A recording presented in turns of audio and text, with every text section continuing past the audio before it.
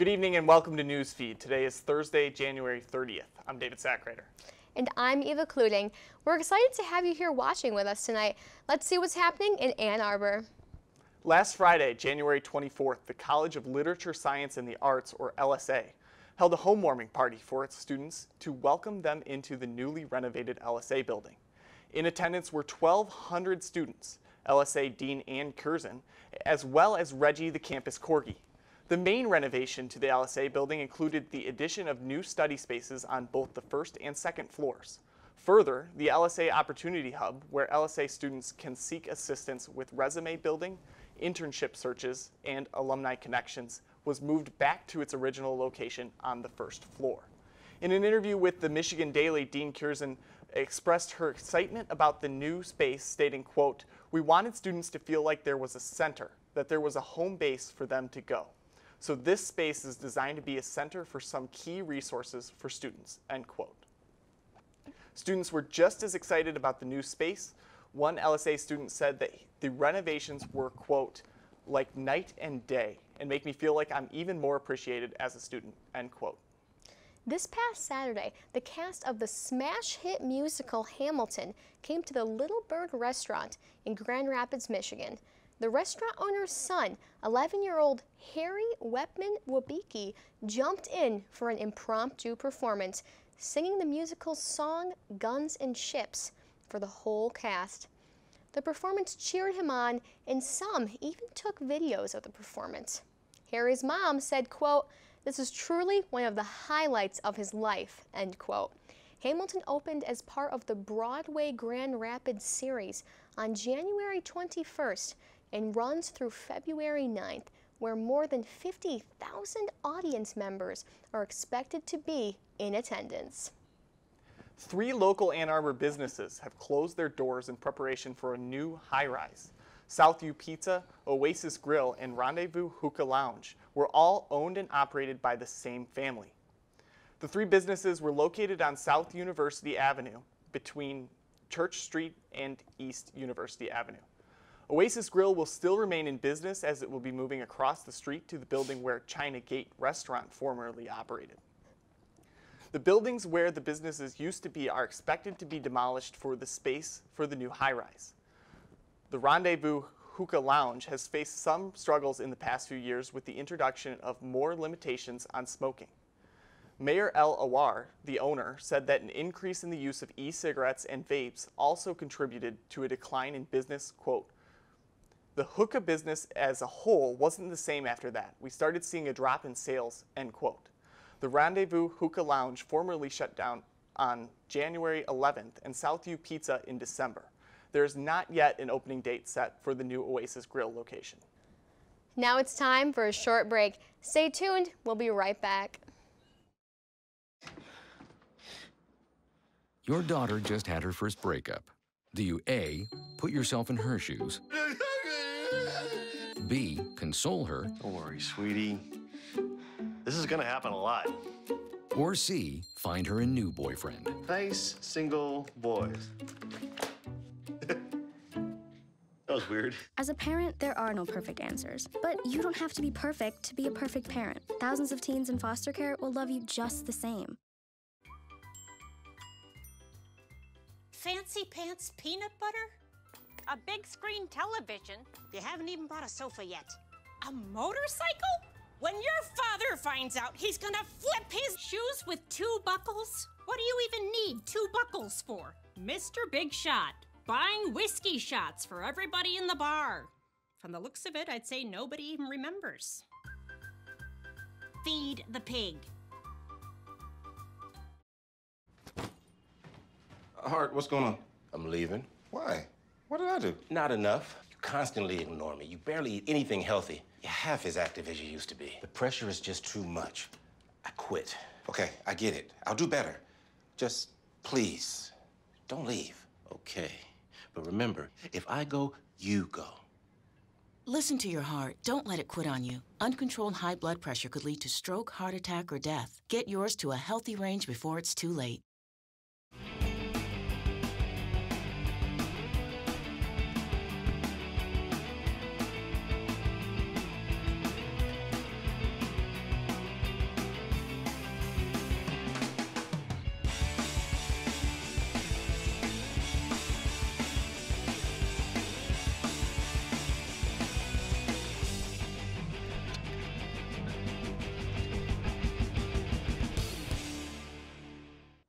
Welcome back to the show. You're watching Newsfeed. Let's continue with our local news. Today in studio, I talked with Kate Kikilo, a current freshman here at Michigan, about her experiences in her first semester on campus. Let's take a look. We're back today with Kate Kikilo, a University of Michigan second semester freshman. Kate, where are you from? I'm actually from Denver, Colorado, so I'm quite a ways away from home, but Yeah, Michigan's like my second home now, I guess. I love that. So how is Ann Arbor similar or different from Colorado? I guess it's actually similar and different, like in the same way. So like the weather, obviously Michigan's known for like pretty snowy winters, and I guess like Colorado's known for like the same thing, like skiing, snowboarding and stuff like that. But actually it's also like different in the same way because I feel like Colorado snow is a lot worse than Michigan snow, at least from what I've experienced so far. And also Colorado is like super dry, whereas I found Michigan to be like pretty humid. Yeah. So it's quite an adjustment, but No, it definitely must be. But that is nice that you don't have to deal with not having 4 seasons. Yeah, that's like one thing I looked like especially for is like I need the 4 seasons so then like my mind doesn't get all wonky, because I feel like if I just basically had summer all year round, it would just everything would blend into each other, and I don't really like that too much, so I needed some variety. Absolutely. So what has been your favorite class so far? So far I've taken Organic Chemistry 1, Psych 111, English 125, and then there's one more.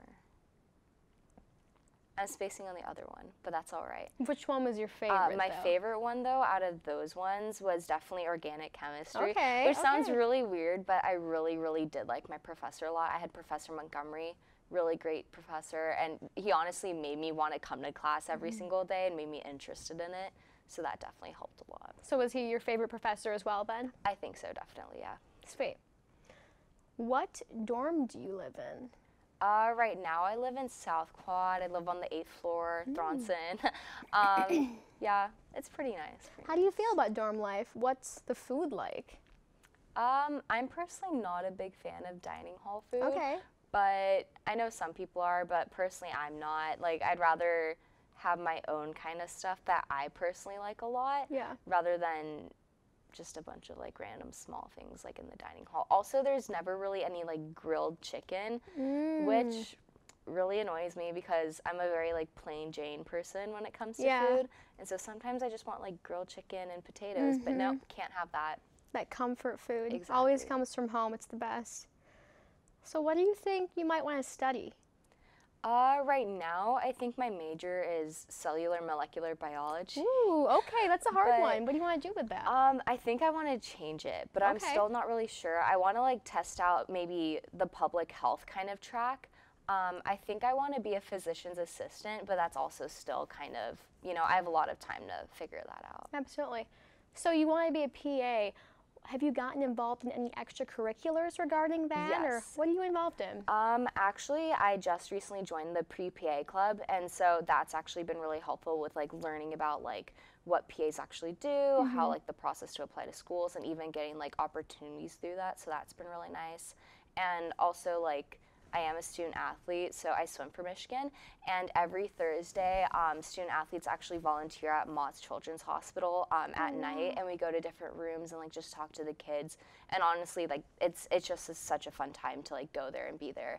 And so I guess that is kind of related to physicians like assistant work, because I do get to like see a hospital and like how things work in there.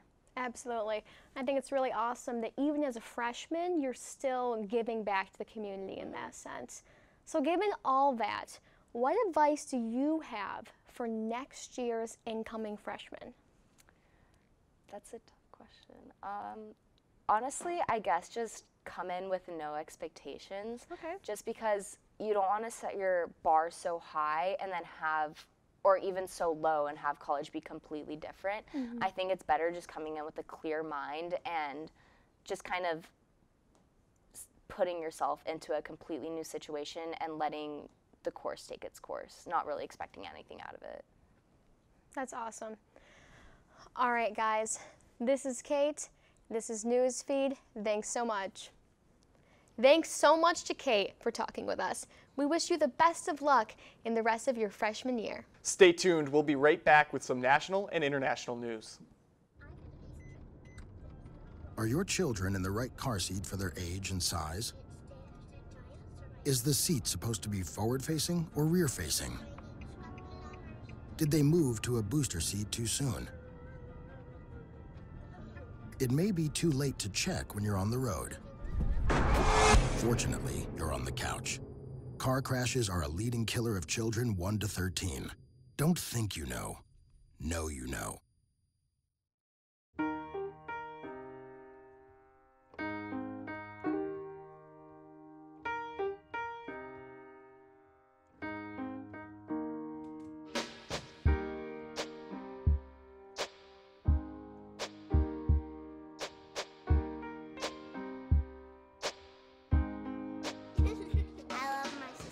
My heart doesn't see race. Love is love. I rescued Toast from a shelter in 2011. I love Toast because she's a lazy diva. Toast does whatever she wants, obviously. She's sleeping right now. She's an epic snuggler. She's so comforting. She's so loving. Toast makes me laugh.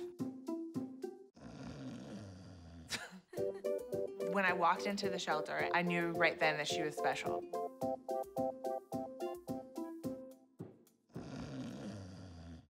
Write the script, you gotta finish the B-roll. Hey, Liza, what's up? Oh my gosh. Hey, what's up? Wow. What is Jordan, you done with the script? Wow, this is crazy. Wow, let's go. Liza. Alright, bye, Liza, we're going downstairs. Alright guys, they're gone. Put the game on. Finally. Go, go, go. Come on, Clemson.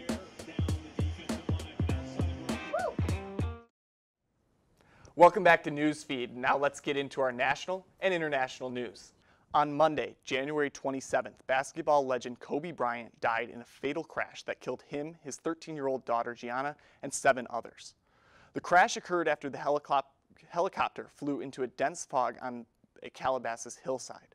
Those also killed in the crash included champion baseball coach John Ottobelli, Ottobelli's wife Carrie and daughter Alyssa, Christiana Mauser, Sarah Chester, Peyton Chester, and Ara Zobayan. In the wake of this tragedy, millions of people have posted and prayed for the Bryant family.